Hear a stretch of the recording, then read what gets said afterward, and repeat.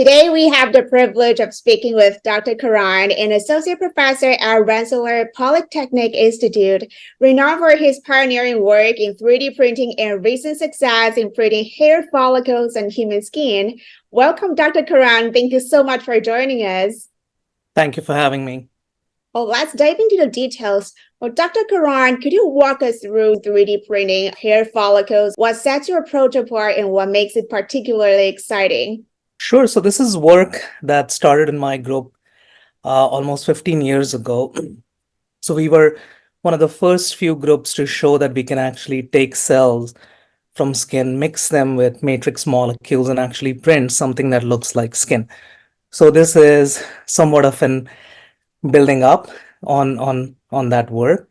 What we have done recently is we have shown that we can actually print hair follicles. We can start with early hair follicular cells, incorporate them into skin, and have something that resembles hair follicles actually develop within that skin tissue. Oh, that's amazing. How does 3D bioprinting hair follicles reshape the future of hair transplants? What characteristics make this advancement a true game changer?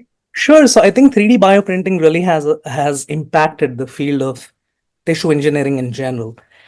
We have been doing tissue engineering for about 40, 50 years now, right? And so what 3D bioprinting really allows is address the gaps in engineering tissues that we were not able to do before with conventional techniques, right? So for example, if you think about skin, people demonstrated as early as 1970s that you can take cells from the skin, you can mix them with collagen, you can create layers out of them, and you would have something that looks like skin. But then, of course, skin, like any other biological tissue, is a very complex organ.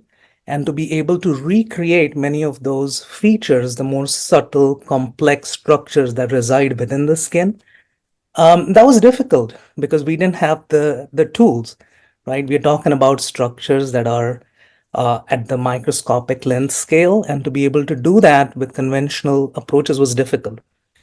So what 3D bioprinting really does is it allows us to actually assemble cells, assemble proteins, and build these structures from bottom up in an automated manner, in a very precise manner. And so we are now bringing engineering closer and closer to how biology is at those length scales, at those microscopic structures. So I think 3D bioprinting is really having an impact on tissue engineering in general, but in the specific context of skin, hair follicles, sweat glands, these are important features of skin, but we were not able to really build them into skin before. But 3D bioprinting really allows us the technology to now incorporate these features within the skin tissue. Well, you mentioned the use of 3D bioprinting in your research. And does 3D bioprinting work for eyebrow hair follicles, addressing concerns such as eyebrow hair loss too? I should qualify by saying that this work is proof of concept where we are showing that skin in general, not specific to a particular anatomical location, but the idea that we can seed precursor cells that can then develop into hair follicles, hair shafts. In theory, yes, there is a potential to be able to use this technology or this approach to help growth of hair in any part of the anatomy, including eyebrows. But I will again say that this is more a proof of concept at this stage, where we are showing that at least in vitro, outside of the human body, we can incorporate these hair follicle cells and start creating these early follicular structures, which we hope will then grow into hair. Fascinating. And your research suggests applications beyond hair growth, particularly in cosmetic testing and skin treatments. Could you elaborate further on these potential applications? Sure. So the goal in our lab when we started this work was really twofold. One was regenerative medicine, where we want to try and make better grafts for patients who are in need of it.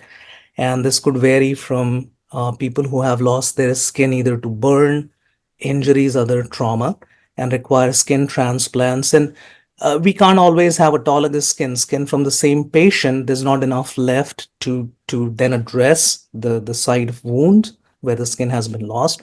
So one goal in the lab has to be to try and see if we can develop technologies where we can take cells from the patients, grow them outside the lab, build tissues out of them, build skin out of them, and bring them back to the patient, right? So that's one application, which is a little bit more of a long-term goal for our lab.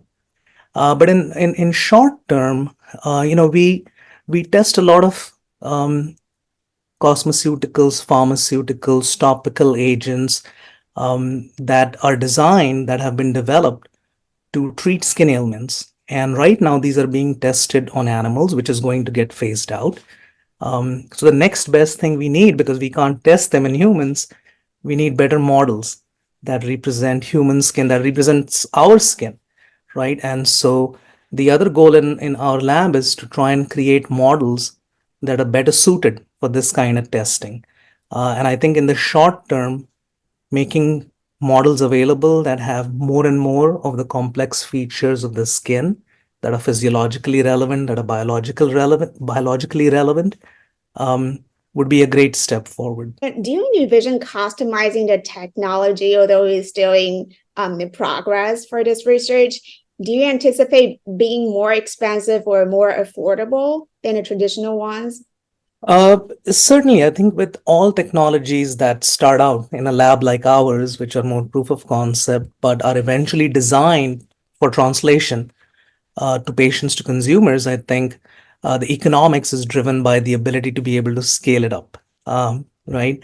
And so what 3D bioprinting really does is it allows a technology platform where we can use automation, we can use high throughput fabrication, if you may, to do tissue engineering in the lab. And so I always tell everybody that the analogy is, if you think about what the clean room has done for the semiconductor industry, we need something similar for tissue engineering, tissue fabrication, where we can have the entire process being automated with minimal human intervention that reduces contaminations, that reduces possibility infections, but more importantly, we can use these automated technologies to do things in a high throughput fashion, really fast at large scales. And once the proof of concept has been demonstrated, I think that part is something that we've seen that happen over and over again in the past for bringing ideas from the lab into the world, into the clinic, into the market. And could you provide an update on your research's current state and share the steps your team anticipates taking soon? Sure. I think the first goal for us is, again, this being a proof of concept study, we have been able to show that we can incorporate these hair follicle cells, we can get these early follicular structures. But the big question is, will they grow? Will they mature, and will they grow into developing hair shafts, right? So the first next step for us is to actually keep these tissues in culture in the lab and see how far we can push this. So that's sort of the first goal. The other is to see if these skin tissues that we make in the lab that have hair follicles, can we actually graft them into an animal model and see if they will, one, integrate with the host, with the animal, and continue to develop hair follicles, continue to develop hair shafts. So those, I would see, are the two immediate goals for our work. But in a very long term, my background is in the area of transdermal drug delivery. So we are aware of other technologies like microneedle patches, things that we can use potentially to translate these technologies, these approaches into humans. That's really amazing. Oh, Dr. Karan, is there anything else you'd like to share with us? One message I would want to leave everybody with is, these are very exciting developments. We are excited about it, but there's still a lot of work to be done in taking these ideas to fruition as far as humans are concerned. We have regulatory approvals to go through. We have to be able to demonstrate this not just in an animal, not just in a lab, but actually in humans. And that's going to take some time. But in the meanwhile, we are trying to figure out how best to do this, to advance these proof of concepts in the lab. Well, thank you so much, Dr. Karan, for sharing insights into your groundbreaking work. Thank you.